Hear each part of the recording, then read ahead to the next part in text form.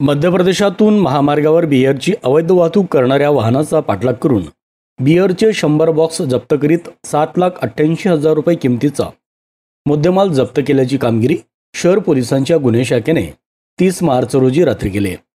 या प्रकरणी police head constable Manoj Mahajan यांनी फिर्याद दाखल केल्याने रात्री उशिरा अज्ञात संशयितांविरुद्ध गुन्हा नोंद करण्यात आला.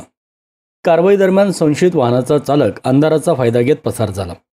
सदरची कारवाई शहर पोलीस ठाण्याचे पोलीस निरीक्षक के पाटील यांना मिळालेल्या गोपनीय माहितीवरून 30 मार्च रोजी 9:30 वाजेच्या सुमारास शिरपूर टोल नाक्यावर सापळा पोलीस पथकाने रचला असता संशयित MH04KU 6745 क्रमांकाची पिकअप महामार्गावरून धुळेकडे भरधाव वेगाने जाताना आढळून आली.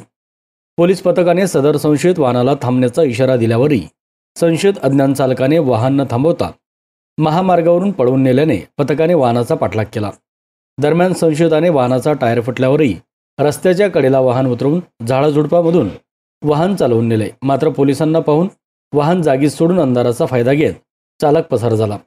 कारवाईत पोलिसांना वाहनात 2,88,000 रुपये किमतीची माउंट बिअरचे 100 खोके आढळून आल्याने 5 लाखाच्या वाहनासह 7,88,000चा मुद्देमाल जप्त करीत अज्ञात चालकाविरुद्ध गुन्हा नोंद करण्यात आला आहे.